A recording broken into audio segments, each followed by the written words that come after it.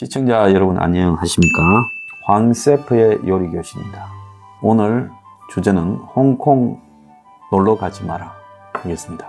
홍콩의 최대의 미디어 그룹 회장 지미 라이 회장이 며칠 전에 체포됐다가 이틀 만에 이렇게 석방된 적이 있습니다. 보석으로 석방됐어요. 자, 외국, 특히 미국, 유럽 등이 이 부분에 대해 굉장히 규탄하니까 어쨌든 잠깐 풀어줬겠죠. 아마 앞으로 그 회사를 문을 닫게 만들 거라고 봅니다.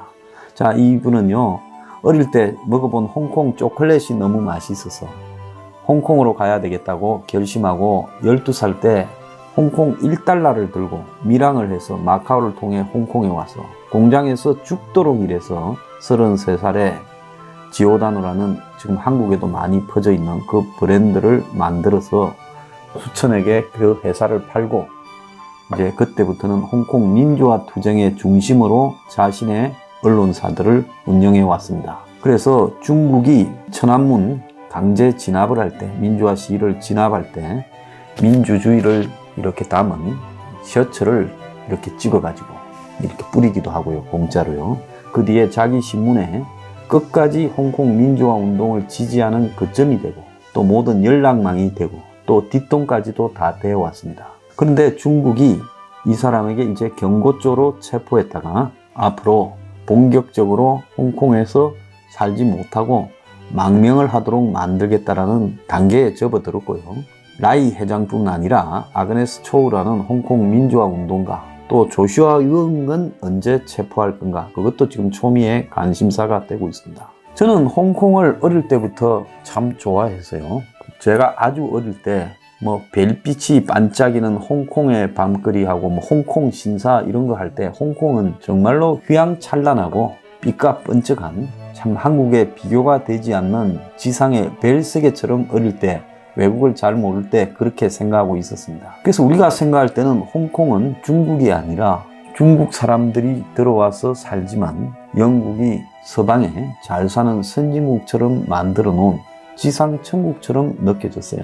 나이가 들면서 꼭 그렇지는 않다는 걸 알게 됐지만은 그래도 동서양이 조화를 이루어서 나름 낭만이 존재하고 또 서양의 이런 제도까지도 존재하고 있는 홍콩이에요. 참 멋있어 보였습니다. 70년대 때 그 왕후가 나오는 스카이 하이라는 영화를 보고 그 홍콩의 이 높은 산 위에서 이 스카이 다이빙을 하는 모습들을 보고 야, 홍콩 같아서 좀 살았으면 좋겠다 이런 생각도 들었고요. 80년대에 영웅봉색이나 첩혈상훈 같은 영화를 보면서 참 홍콩이 굉장히 넓은 줄 알았고 또 성룡이 나오는 무협 영화를 보면서 홍콩에는 저런 영화를 찍을 장소가 있구나 이런 생각인데 나중에 보니까 일부는 다 한국에서 찍었고 이소룡이 나오는 영화도 한국에서 일부 찍었다 이런 이야기도 있었습니다. 어쨌거나 좁은 도시 안에 이렇게 다닥다닥 모여 살지만 홍콩은 낭만과 또 현대화 과거가 공존하고 우리가 잃어버린 향수, 노스탈자가 이렇게 존재하는 그런 도시로 또 먹거리의 중심지로서 우리가 매우 홍콩을 다 이렇게 좋아했어요. 그래서 홍콩은 한번 가게 되면 여러 번 간다 이런 이야기들도 많았습니다. 자, 그런데 그 홍콩이 이제 중국이 일국 양제를 포기하고 완전히 중국화 시켜버렸습니다. 영화 무간도 2에 보면 제일 끝장면에 홍콩이 중국에 반환되면서 영국이 지배하던 시기에 홍콩 국기가 내려오고 중국 국기가 올라가는 그 장면이 있는데요. 제가 그 장면을 왜 무간도 2라는 영화 속에 삽입했을까라고 보면서 이제 중국의 시대가 열리고 그 중국의 시대에서 당시 중국에 넘어간 지 얼마 안 되는 홍콩 입장에서는 매우 불안하게 미래를 바라본다 이렇게 설정하지 않았을까 이렇게 봅니다. 제가 그 가장 좋아하는 홍콩 영화인 천민미래 보면요, 그 주인공 두 사람이 한 사람은 동북 삼성에서 왔고 한 사람은 광저우에서 왔습니다. 그래서 홍콩 이 카오룽 구룡 지하철역에서 같은 기차를 타고 홍콩으로 들어왔지요. 그래서 홍콩에서 우연히 또 만나서 친구처럼 지내다가 연인이 되고 결국 또 헤어져서 둘 다 미국 뉴욕 거리에서 뉴욕 차이나타운 뒷골목에서 등려군이 죽었다고 기사가 나오는 TV 앞에서 둘이 조우를 하게 됩니다. 그런데 그때 여주인공 장만옥이 이제 미국 생활도 지쳤고요. 그래서 중국으로 돌아가려고 하는데 여명을 만나게 됩니다. 그래서 아마 두 사람은 뉴욕에 이제 정착해서 결혼해서 살게 될 거라는 걸 암시하고 있습니다. 왜 그 영화 진가신 감독의 천리밀이 마지막 장면을 그렇게 묘사를 했을까요? 그 영화가 홍콩 반환 직전에 만들어진 영화입니다. 그래서 그 영화가 만들어질 때쯤 홍콩에 돈이 많은 부자들이나 연예인들이나 유명 인사들은 전부 캐나다, 미국 샌프란시스코, 또 시드니, 런던 등으로 다 이렇게 흩어져서 갔어요. 그때 왜 그랬을까요? 그래서 캐나다 밴쿠버 같은 데는 중국 사람들, 홍콩 사람들이 돈 많은 사람들이 하도 많이 와서 그 집값이나 땅값이 엄청나게 오르는 일까지 발생을 했어요. 그들은 대부분 원래 홍콩 사람들이 아니라 중국이 1949년에 공산화될 때 홍콩으로 밀려 들어왔던 사람이 대부분입니다. 아니면 중국 본토에 있다가 중국 내부의 어지러운 어떤 상황에서 그래도 홍콩에 가는 게 좀 안전하고 먹고 살겠다 싶어서 홍콩으로 살러 온 사람입니다. 그런데 중국이 홍콩을 이제 다시 되돌려 받아서 지배한다는 것은 그들이 중국을 탈출해서 홍콩으로 가기 이전의 상태로 되돌아간다는 것을 의미하죠. 그래서 그것은 그들에게는 미래가 없다라는 것을 의미하기 때문에 다 흩어져 갑니다. 자, 아비정전이라는 왕가희 감독이 중경상림 또 아비정전 같은 영화로 홍콩을 굉장히 낭만적으로 묘사한 사람입니다. 홍콩의 뒷골목까지도 낭만이 넘치는 거리처럼 보이게 했는데요. 그 영화 아비정전의 끝에 보면 필리핀까지 엄마를 찾아갔다가 이렇게 총에 맞고 죽어가는 장면이 나와요. 주인공이요. 자, 왜 그럴까요? 중국 사람들의 이 머릿속에 자리 잡고 있는 어디도 내 고향은 없다. 만약에 진정으로 자유로운 중국인이라면 그래 느낄 겁니다. 지금 공산당이 시진핑이 지배하는 중국은 그들이 안심 놓고 조국이라고 부를 수 없는 부분이고요. 홍콩으로 왔지만 그 홍콩도 또 중국의 반환이 됐습니다. 중국이 50년을 보장한다 했지만 그건 믿을 수 없는 불안한 상태였어요. 그래서 그런 영화에 보면 끝없이 세계를 떠도는 중국인만의 특유의 한이 담겨 있어요. 그걸 영어로 이제 디아스포라, 즉 유랑민이라고 그렇게 표시하지 않습니까? 그래서 중국인들은 어디에도 마음 편하게 쉴 자신들의 나라가 없다. 이것이 지금 전 세계에 중국 공산 체제를 싫어하는 중국 사람들의 마음속에 담겨 있는 한이지요. 장개석이 대만으로 가서 자유중국이라는 나라를 만들었지만 결국 국공내전에서 패주해서 도망간 거죠. 그 섬으로, 작은 섬으로요. 그렇지만 대만은 지금 차이잉원이 오기 전에 거의 중국의 하나의 섬처럼 중국이 다 지배하고 공작하고 대만 선거에도 개입했습니다. 그래서 대만이 중국화되어 가는 과정에서 홍콩 민주화 시위가 일어나고 차이잉원이라는 여자 총통이 중국에 저항하면서 대만이 겨우 정체성을 유지하면서 불안하게 견디고 있는데 대만 사람들 마음에는 대만에 와서 산 지가 지금 70년이 되지만은 언제 중국이 대만을 털어먹을까? 그 불안감이 존재하는 겁니다. 그래서 지금 전 세계의 유명한 경제학자, 정치학자들은 후회하는 게 하나 있습니다. 왜 우리가 중국을 개방시켜가지고 WTO에 넣어주고 세계무역기구에요. 왜 중국을 정상적인 무역 파트너로 대우하면서 중국 물건을 사주고 교역을 했을까? 그러지 않았으면 중국은 지금 덩치만 크지 낙후된 과거의 중국처럼 형편없는 나라로 존재할 건데 실수했다는 거죠. 왜?